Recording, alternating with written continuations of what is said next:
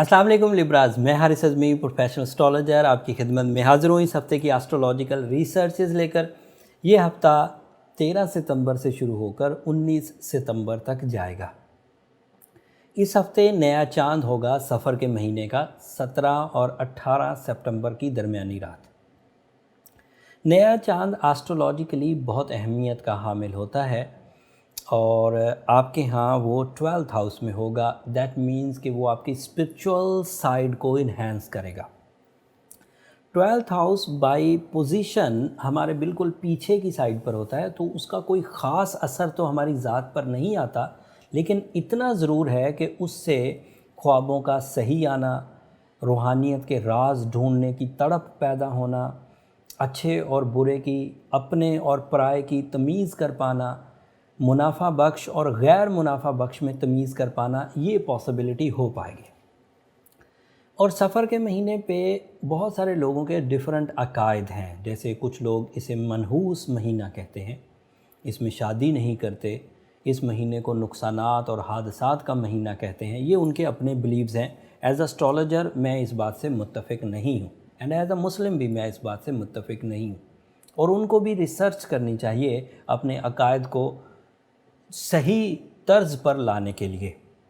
मैं अपने तौर पर अपनी रिसर्च पूरी कर चुका हूं और बड़े एतमाद से कहता हूं कि सफ़र का महीना मनहूस महीनों में से नहीं है, ना ही इसमें कोई स्पेशल हादसात या नुकसानात उतरते हैं। ऐसा सिर्फ़ आपका सोचना है, और अगर तहकीक करेंगे तो आप ख़ुद ही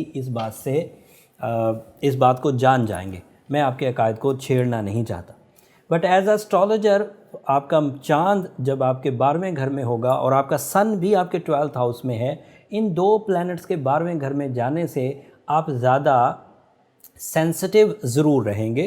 सोचने का अमल, फ़िक्र अंगेज़ी जो है वो बढ़ जाएगी, बट ये फ़िक्र अंगेज़ी पॉजिटिव होगी क्योंकि इसका तर्ज़ रूहानी होगा और इसका तर्ज़ हकीकत पसंदाना सोच पर मबनी होगा। आप सही अंदाज से चीज़ों को जज कर सकेंगे और डिसीजंस ले सकेंगे। अदरवाइज़ आपका रूलिंग प्लैनेट वीनस आपके 11th हाउस में है 6 सितंबर से। That is very good for the love life. रिश्तेदारी, प्रपोजल्स का आना, सैर व सियाहत की कोशिशें करना और कामयाब रहना, मौसमों से लुत्फ़ अंदोज़ होना, हाफ हार्टेड रिलेशंस पूरी तरह आपकी तरफ माइल हो जाएं, दिस इज़ पॉसिबल। एंड फिर रूलिंग प्लैनेट जब भी अच्छी फॉर्म में होता है, उसकी वजह से नेचर पर भी बहुत पॉजिटिव इम्पैक्ट आता है, जिससे अगर नेचर पॉजिटिव हो तो दैट मीन्स आपका किरदार इजाफे में जाएगा, फितरत ग्रोथ करेगी, तो ज़िंदगी का हर ही शोबा तरक्की पकड़ेगा। फिर आपका मरकरी आपके लिए अच्छी पोजीशन पर है। मरकरी आपके 1st हाउस में है। That is very good. Mercury की वजह से जो कुछ भी आपकी फितरत में नए आइडियाज़ आएंगे, मरकरी उन आइडियाज़ को डॉक्यूमेंट्स में बदल देगा। जो भी आप प्लान करेंगे, उन प्लान्स को आप बहुत अच्छे तरीके से एक्सप्लेन कर सकेंगे फॉर अदर। जो माइंड में चल रहा होगा वो ज़ुबान पर सही अंदाज से आएगा और कन्वे हो पाएगा। तालीमी सरगर्मियों के लिए मरकरी की सपोर्ट बहुत उम्दा है। स्टूडेंट्स लिब्राज इससे बड़ा एडवांटेज हासिल कर सकते हैं। क्रिएटिव लिब्राज भी इससे बड़ा एडवांटेज हासिल कर सकते हैं। एंड अदरवाइज़ भी कोई ऐसा लिब्रा जिसको जहानत, फ़हम, कंसंट्रेशन, एक्सप्लेनेशंस, डॉक्यूमेंटेशंस की ज़रूरत होती है और उससे वो कोई कामयाबी हासिल कर सकता है, उन सब को ये चीज़ मिलेगी। Students, stock exchange, teachers, doctors, इन सब से फ़ायदा उठा सकते हैं। हाउस वाइफ्स के लिए वीनस ही बहुत अच्छा है। वीनस के 11th हाउस में होने की वजह से सराउंडिंग के साथ ताल्लुकात बहुत अच्छे होते हैं। ना सिर्फ अपने इर्द गिर्द के साथ ताल्लुकात बहुत अच्छे होते हैं, बट मूड के प्लेजेंट रहने से ज़िंदगी में मज़ा भी आने लगता है। एंड फिर ताल्लुकात आमा भी, सोशल कनेक्शंस भी डेवलप होते हैं और उसकी वजह से भी इज़्ज़त अफजाई होती है।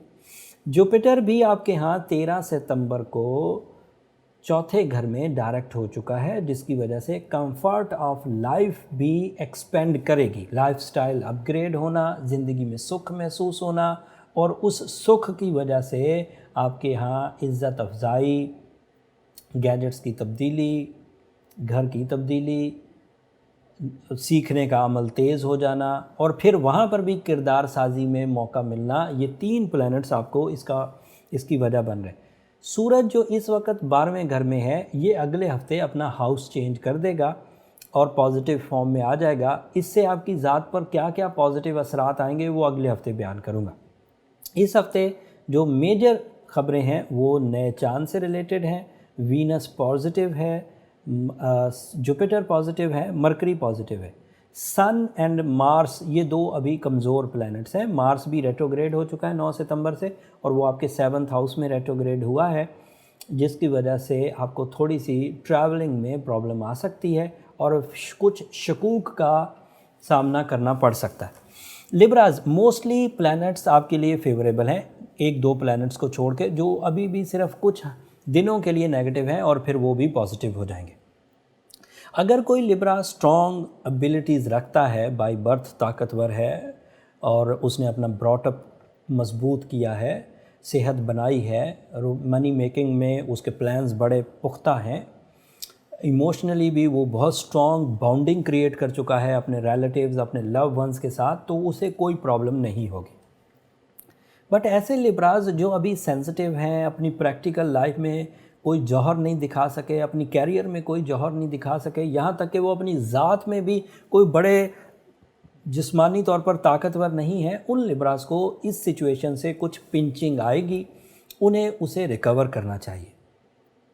उस रिकवरी के लिए जो बेहतरीन रेमेडी है, जो मैं पिछले 17 साल से अपने क्लाइंट्स या पेशेंट्स पर यूज़ करता आ रहा हूँ, वो सूरह शम्स का 5 दफ़ा पढ़ना, सूरह यासीन की सेकंड लास्ट आयत अक्सर ही पढ़ना और रूबी पहनना, ये बहुत प्रोडक्टिव रहेगा। लेकिन ये जनरल रेमेडी है। अगर कोई सिवियरली सिक है लिब्रा, तो उसके लिए प्रिस्क्रिप्शन यकसर मुख्तलिफ होगी, ये प्रिस्क्रिप्शन उसके काम नहीं आएगी। ये एवरेज रेमेडी है, एवरेज लोगों के लिए। जो जनरल प्रॉब्लम्स में है वो रूबी पहने, सूरह शम्स पढ़ें एंड सूरह यासीन की सेकंड लास्ट आयत पढ़ने से रिकवरी हो जाएगी।